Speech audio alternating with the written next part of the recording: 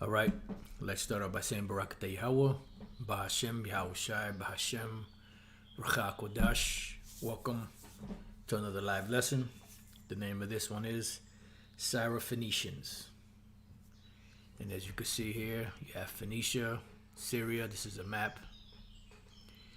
And pretty much we're going to get into this topic because you have a woman in the scriptures who's known as a Greek, Syrophoenician by nation, which you have a lot of Israelites that believe that she's an Edomite or a woman of another nation, which she's not. She's an Israelite that would be classified as an Israelite foreigner.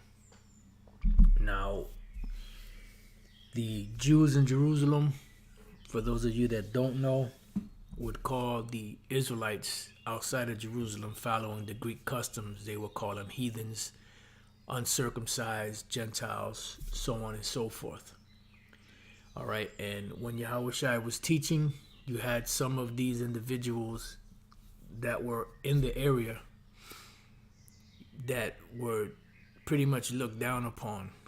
So, I mean, so you could somewhat understand. You have Jake in your neighborhood, and you have some Jakes that are viewed by other Jakes, suspicious, or, I don't like that dude, or, that person is weird.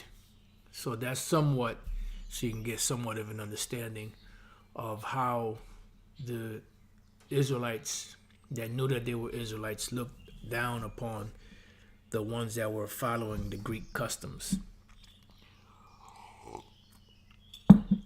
Now we're going to start off in the book of Mark, the 7th chapter. Now this same event is written in the book of Matthew, but I wanted to hit this one because it goes into the word Syrophoenician. The one in Matthew, the 15th chapter, mentions the word Canaan. Because that's the land that they were in. The land of Canaan later became known as the land of Israel. You had Canaanites living there. Later they were known as Israelites. Or not the Canaanites themselves. The Canaanites are Hamites. But the land of Canaan became known as the land of Israel, or it was renamed the land of Israel. All right. So let's get into it. Just because somebody's called a certain name doesn't mean that they are of that nation. You have something known as citizenship. The Apostle Paul himself was an Israelite of the tribe of Benjamin, but he had a Roman citizenship, and there was times when he would invoke that Roman citizenship. All right, you have a character in the scriptures by the name of Uriah the Hittite. He was not a Hittite. He just happened to be living in that area or in that region. All right, so you could understand. And as we progress through the lesson, Lord's will, it'll be an edifying lesson. You can see that. So it says the Syrophoenician woman. As we showed you already, this is Phoenicia, Phoenicia, and this is Syria. The ancient Phoenicians, were Sidonians, which are Canaanites. But this woman had nothing to do with those Canaanites. She just happened to be living in this region. So let's get into it. Mark 7:24. And from thence he arose and went into the borders of Tyre and Sidon. All right, Tyre and Sidon are seacoast cities. There goes Sidon right there. You have Tyre here. Okay. So let me just make this smaller, so you can see a little better. Let me make it a little bit smaller. Now you have here the Mediterranean Sea. You have Syria up above. You have Lebanon. You have Phoenicia, which that was what that was called. And then you have the cities of Sidon, Tyre. These cities right here. They were all like port cities. That they were right there by the sea. Okay. So this was the area that Yahushua was in at this moment, at this particular time. It says, entered into an house and would have no man know it, but he could not be hid, right? Because of the fame that he had, okay? For a certain woman whose young daughter had an unclean spirit heard of him and came and fell at his feet. This woman came and heard of him, right, and fell at his feet. The woman at the well, who was an actual heathen, she didn't believe in the Lord until he started telling her certain things that she was like, oh, you must be the Messiah or the prophet. But this woman, as soon as she saw him and heard of him, she ran right to him, right, and fell at his feet, pretty much to worship him. The woman was a Greek. Now, we already know that the term Greek can be applied to an actual Greek person. It could be applied to anyone that spoke the Greek language. In the case of the New Testament, when the Apostle Paul said there's no difference between the Jew and the Greek, the reason why there's no difference is because they're both Israelites. One spoke Hebrew, the other one spoke Greek, and it's just that simple. So the woman was a Greek, a Syrophoenician by nation. And so when they see Syrophoenician by nation, oh, that's it, she's a heathen. She's a heathen. No. Let's go into this word Syrophoenician. Because the word Greek is Hellenes, or you can go into the word Hellene. And then you had a difference. There was two types of Greeks. You had the Greeks, then you had the Grecians. The Grecians, when you go back to the Greek word Hellenistas, or Hellenista, or Helleniste, pretty much meant Greek-speaking Jews. Those that knew that they were Israelites, but just happened to be speaking the Greek language. The Hellene, or Hellenists, were Israelites that spoke the Greek language that did not know that they were Israelites. They didn't practice, the customs, laws, statutes, commandments. They didn't keep the high holy days. They didn't circumcise themselves, because when you go back into the history of the Hellenization of the nation of Israel, Antiochus Epiphanes, who came out of the Seleucid line, pretty much forbade, or forbid for any Israelite to keep the customs of the Israelites. And it went so far as you couldn't even call yourself an Israelite or a Jew. So if you couldn't call yourself an Israelite or a Jew, what did you have to call yourself? You had to call yourself a Greek. Hence, there's no difference between a Jew and a Greek, because they were Israelites, but one side of them was being called Greeks. The other side of them was being called Jews, or Hebrews. When you go to the book of Acts, the 6th chapter, it goes into the Greeks and the Grecians and the Hebrews. All right, and that's the reason why the Apostle Paul said that. And if you don't understand that history, when you read the New Testament, you'll get confused. Okay. So when we look up this word Syrophoenician, it's a compound word, but you have the Greek word here, right here, Syrophoenician.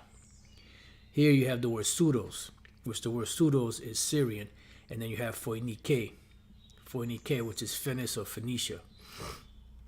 It says Syrophoenician, exalted palm, the name of a mixed nation, half Phoenician and half Syrians. All right, so these devils don't know what the hell they're talking about. It was just a province called Syrophoenicia. All right, and people that lived in that area were known as Syrophoenicians. Just like when you go into the Hellenistic time, when the known world which was conquered by Alexander the Greek, was parted among his 4 generals at his death. You had the Seleucid Empire that took over Syria, Syria, I believe that's what it was called. They were known as the Syrians. They were known as Syrians, but they were not Syrians. They were Edomites that took over their land. Just like Alexander, his father Philip, and all of those individuals that were being called Greeks or Macedonians, they took over that land and they called themselves Greeks or Macedonians. They were not actually Greeks or Macedonians. They were actually Edomites, because that is their true biblical nationality, okay? So it doesn't really tell you too much here. So when we go to Syrophoenician, what does Syrophoenician mean in the Bible? International Standard Bible Encyclopedia, Syrophoenician. This seems to mean that she was of Canaanite descent. Well, she was not of Canaanite descent. She lived in that land because the Israelites also had their land was also known as the land of Canaan at one time. It says a native of Phoenicia, of the Phoenician seaboard. Right, she was living in that area. She was a native of the Phoenician seaboard. Doesn't mean that she was, you have, so you can understand, you have Chinese families, right, who are descendants of the first so-called Chinese people or Moabite people that came to America. And those Chinese people here today that go back all the way to whatever, the 1800s, 1700s, whenever they first started coming here, their children are natives to this land because they were born here as opposed to their parents. Okay, so the ones you see around today that go all the way back to the ones that first got here, they're natives of here. They have citizenship because they were born here. It says Greek in religion, because you had a religion known as the Greek religion, and that's what Jake was into, and probably also in speech. So you got into the Greek religion and spoke Greek. So this right here, this somewhat explains the whole Israelite foreigner situation and why they were being called Greeks. All right, so now let's go back and let's read this again.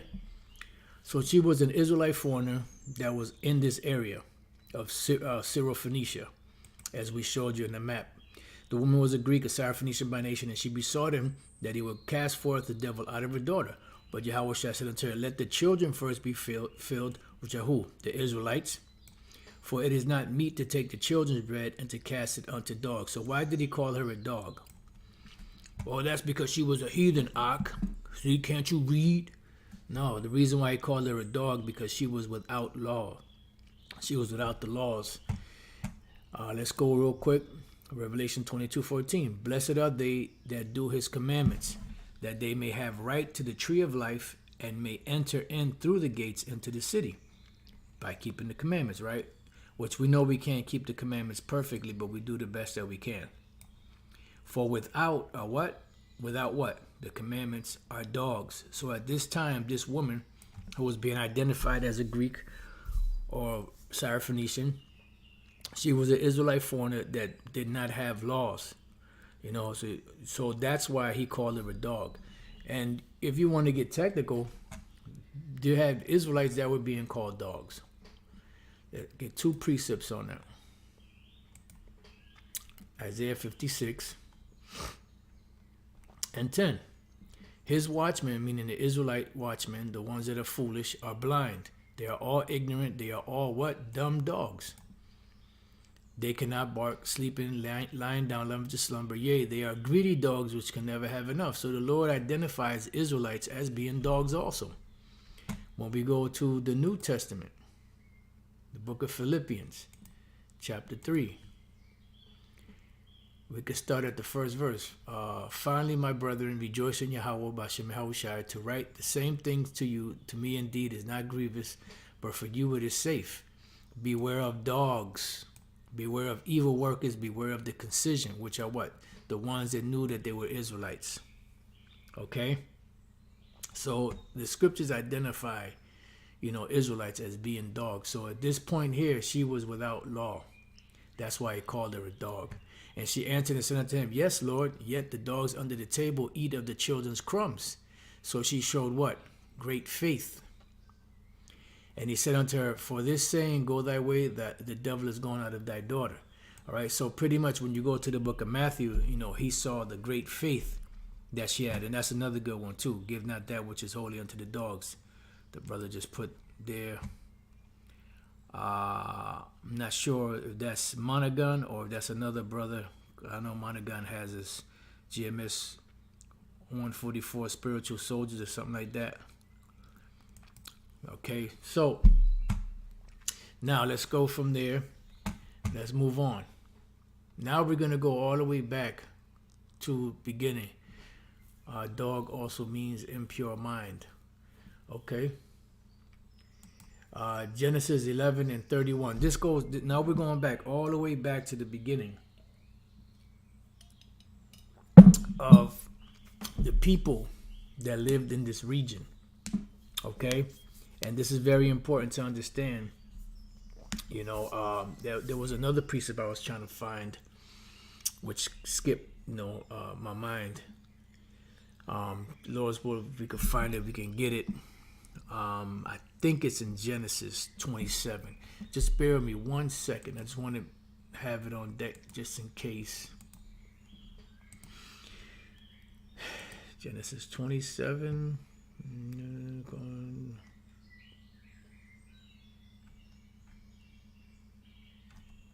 Let me go towards the end. Beautiful. Beautiful. That's it right there. Barak Deha Obashim Shai.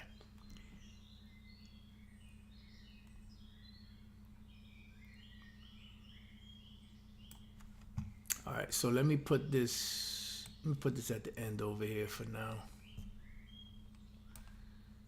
Let's go back to Genesis.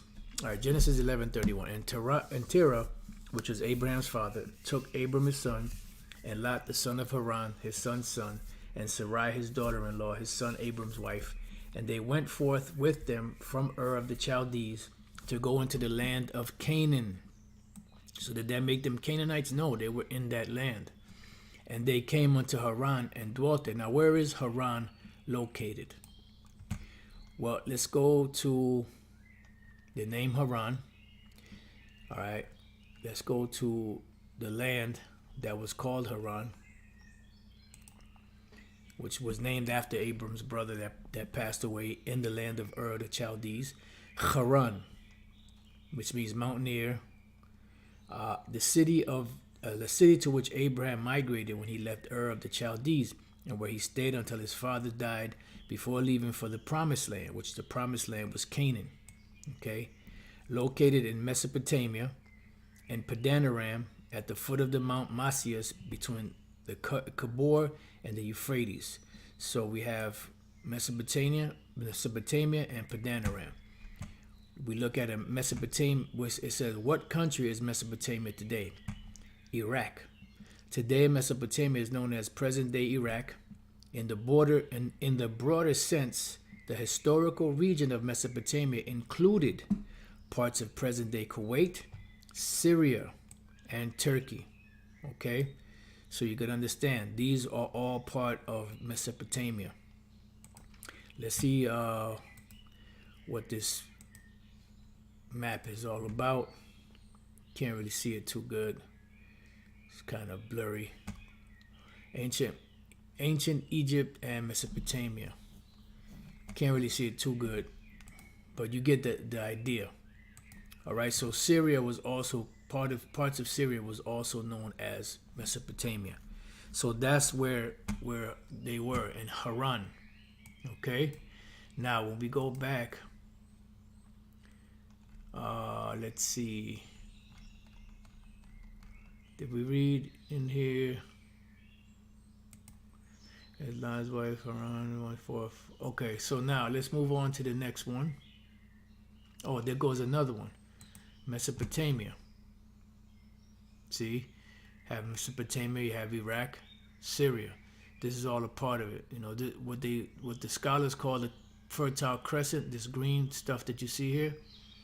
This is all the land of Israel, all the way down, and even some of these parts here, you know, that didn't belong to Moab or Ammon or Ishmael, but everything that was fertile belonged to the Israelites, from Egypt all the way to the Euphrates River in this area here.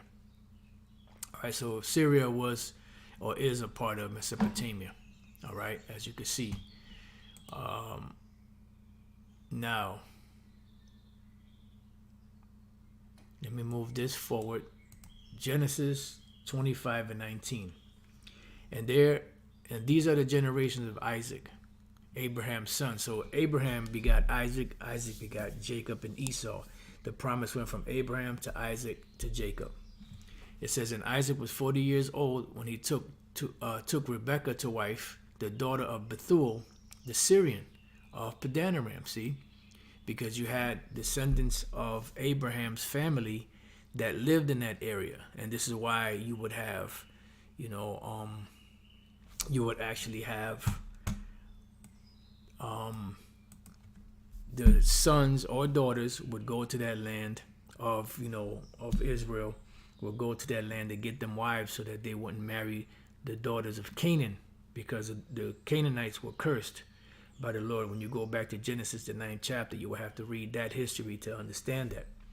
So now when we look up the word Syrian here, he wasn't an actual Syrian from the line of Aram, because Aram, when you go back to the Table of Nations, which Aram was one of the sons of Shem, that's where you get the modern day Syrians from.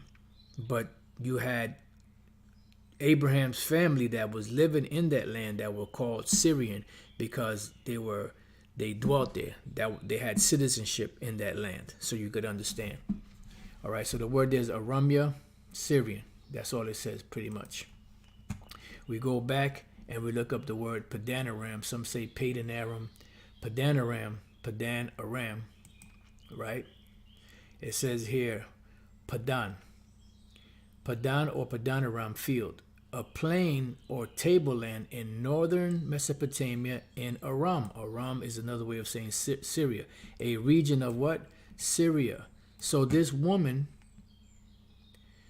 was living in that area, right around here.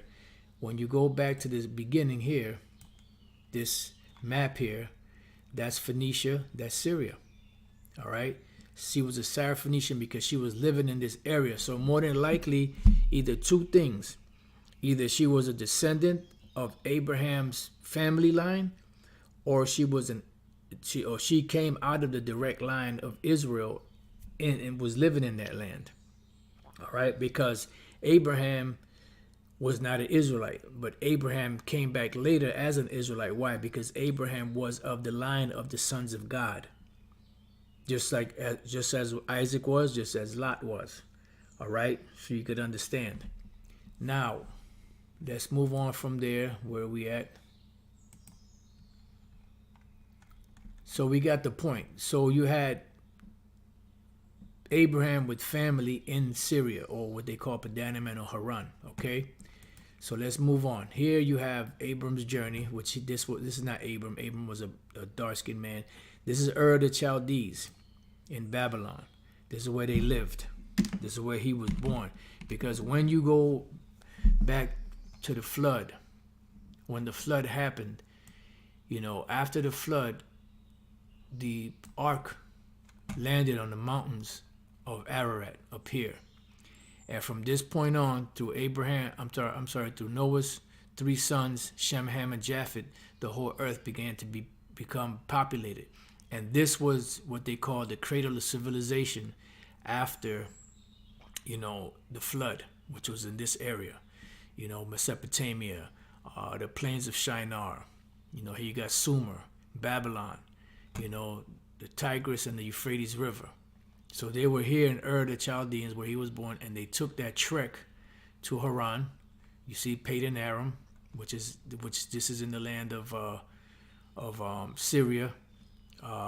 Also up here is Turkey, and then he came down through Canaan down into Egypt. All right. So just so you can get a visual of where they were at. Now in Genesis 27:42, Genesis 27 was when Isaac had told Esau to go, because he was a hunter. He told him to go get some venison. Venison is deer meat. And make him some savory meat as he loved. And he was going to give him the blessing. And what happened was, when he left to go hunting, Rebecca overheard, and she told Jacob to go get some goats, so she could hook up a stew for his pops. And, that's how Jacob was able to get the birthright. The blessing from Esau, because he already had his birthright.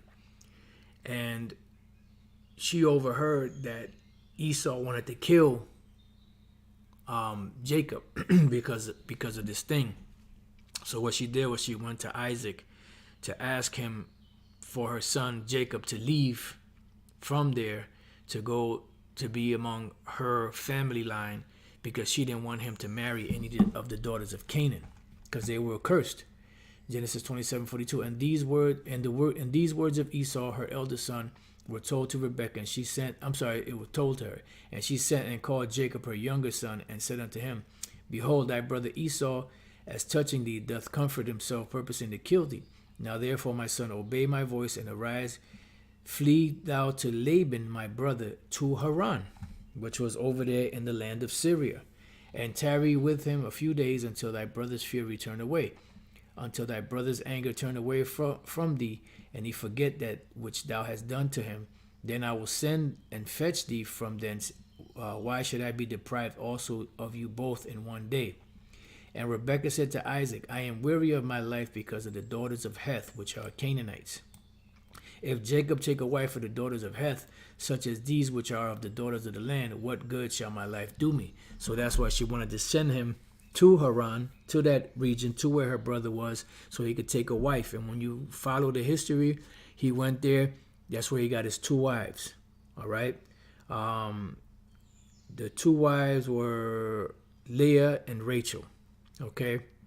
And these were direct family of Abraham. And that's why he went there to go get a wife.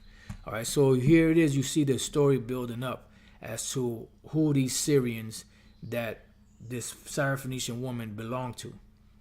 All right. Now let's go to Deuteronomy 26:4. And the priest shall take the basket out of thine hand and set it down before the altar of the Lord thy power. This is dealing with, the basket of your first fruits. This is even way before the law was even written down on stone. And thou shalt speak and say before the Lord Yahweh Bashem Yahushua thy power, a Syrian ready to perish was my father. Now who is this speaking about? This is speaking about Jacob. Now was he actually Syrian? No. But he came out of that line, because he came out of the chosen line of Shem. All right, all the way through our facts, all the way down through Abraham, then Isaac, and then Jacob. So a Syrian ready to perish was my father, and he went down into Egypt and sojourned there with a few, and became there a nation great, mighty, and populous. Okay, and that was what? The Israelites. And they went down into Egypt and became tributary or servants or slaves to the Egyptians. All right. Now let's go into the book of Judith and the Apocrypha. This is chapter 8, verse 26. Remember what things he did to Abraham, and how he tried Isaac, and what happened to Jacob in Mesopotamia of Syria. So let you know that Mesopotamia or Syria are also connected. When he kept the sheep of Laban, his mother's brother, which was Bethuel, which was known, Laban, who was the brother of Rachel, which their father was Bethuel, which was known in the scriptures as Bethuel the Syrian. All right, now let's move on. Hosea 12:12. And Jacob fled into the country of Syria, and Israel served for a wife, and for a wife he kept sheep. All right, so you see the buildup. Now we have here something called Syrian Jews, and I put this in the description box. Syrian Jews are Jews who lived in the region of modern day state of Syria, and their descendants born outside Syria. Syrian Jews derive from their origin from 2 groups: from the Jews who inhabited the region of today's Syria from ancient times, known as Mustar Arabi Jews, and sometimes called as Mizrahi Jews. Mizrahi is a generic term for the Jews with an extended history in Western Asia or North Africa, because you had Israelites that were all in that area, and you had Israelites that were in Asia, you had Israelites that were in Syria, you had Israelites that were through the northern parts of Africa. I'm trying to get a precept here. Where is okay? Let's go to Acts chapter 2. And Salakia to you, I want to say Salakia to you scoffers, because this is going to be a very boring lesson for your guys, okay? This is not for you. You can move on. Go watch some booty shaking videos. Oh, and by the way, tonight is the Passover, so once the sun goes down, or before the sun goes down, make sure all the leaven is out your house, and eat cakes, cookies, beer, things of that nature. Make sure that they're out of your house. You don't have to throw it out. You can put it in your car. Until the Passover be over with, and it starts tonight, and it ends Saturday night. Saturday night will be the 7th day. So Saturday night, when the sun goes down, you can start eating leaven again. All right, because it's a feast of 7 days. All right, so, and there were dwelling at Jerusalem Jews, devout men out of every nation under heaven. We jump down to the 9th verse. Parthians and Medes and Elamites. So you had Israelites all in these regions. See, among the Medes, among the Elamites, and dwellers in what? Mesopotamia, and in Judea, and in Cappadocia, and Pontus, and what? Asia. So these Syrian Jews were descendants of that, Western Asia or North Africa. And from the Sephardi Jews, now the Sephardi Jews are Jakes, but you also had Esau mixed in there, and I'm explaining why. When you go back to the 13th tribe, the book called The 13th Tribe by Arthur Koestler, you had the royal line, which were the higher ups of them Khazars, and then you had the lower class of the Khazars. The lower class of the Khazars went into what today is called Germany. Okay, the higher class went into Spain, and they mingled among the Sephardis. So some of those are heathens, but the majority of them are Jakes. When you go back into the history of it, okay. But the majority of them are Jakes, from the Sephardic Jews. All right, so and from the Sephardic Jews, referring to Jews in extended history in the Iberian Peninsula, example Spain and Portugal, who fled to Syria after the Alhambra decree forced the expulsion of the Jews from Spain in 1492. So a lot of these people that went there, among these, that are there today, when Amalek or these the Jays came in there, you have a lot of Jakes in that land still, that extend back to to these times, and even before that. So that woman was not an Edomite. She was not a heathen. She was not a Canaanite. She was an Israelite that was living in that region and that had that citizenship. Now, when we jump down here, history, there have been Jews in Syria since ancient times, according to the community's tradition, since the time of King David, and certainly since early Roman times. Jews from this ancient community were known as Arabizers to themselves, or Moriscos to the Sephardim. Okay, and I put this in the description box if you want to read more on it. I didn't read all of it. I just read some of it. All right, now let's go from there. Let's go to the book of Matthew to show you that Yahushua went to this region. Matthew chapter 4, because you had Israelites there. We just read that he was in there for the Syrophoenician woman, or he ran across a Syrophoenician woman, which was an Israelite that was living in that region. So we got here Matthew 4 and 23. It says this is a ministry in Galilee.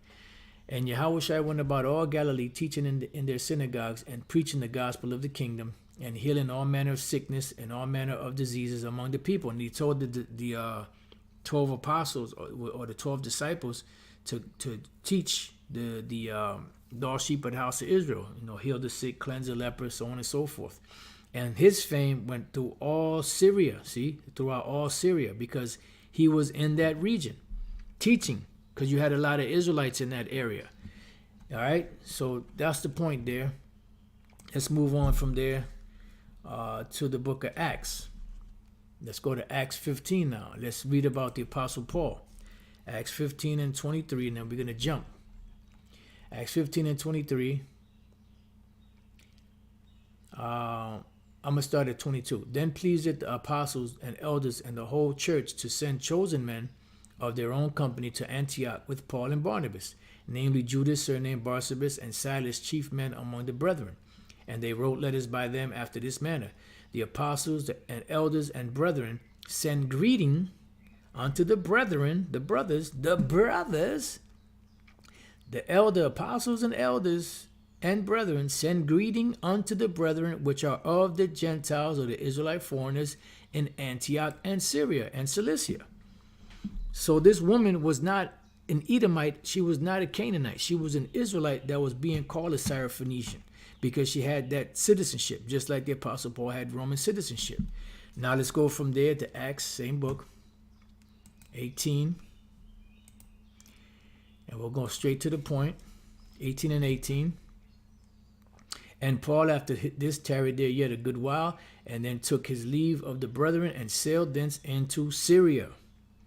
And with him Priscilla and Aquila, having shorn his head in Cenchrea, for he had a vow. So he was in Syria. There was a lot of ministry going on in Syria.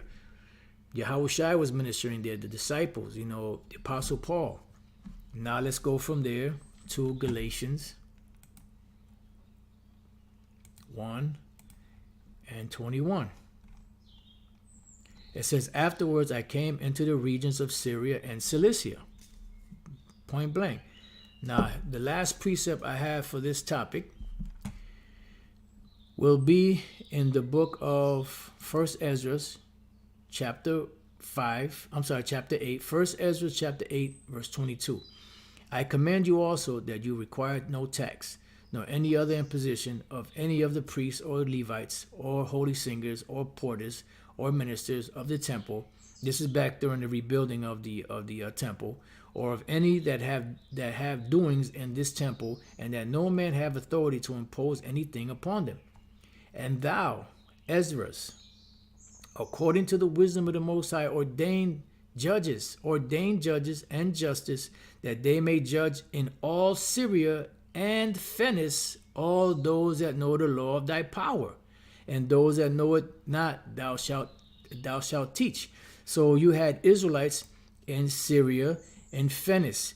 Syrophoenician. The woman was a Syrophoenician by nation, meaning she was an Israelite that was there, descendant of these Israelites that were there way back in the time. All right, let's go back to that. Matter of fact, let me bring this here. Let's go back to Mark, and let's read that together. Mark 7. Let's go straight to the point. 26. The woman was a Greek, a Syrophoenician by nation, meaning she was in that land. She was born in that land. 1 Ezra 8:23. And thou, Ezra, according to the wisdom of the Most High, ordain judges and justices, that they may judge in all Syria and Phoenice all those that know the law of thy power, and those that know it not thou shalt teach. These are the Israelites that were there. This woman was a descendant of these people. All right, I don't know how much clearer it has to be. But those that get it. Those that don't. And that's how it is. And that's the only way it is. Huh.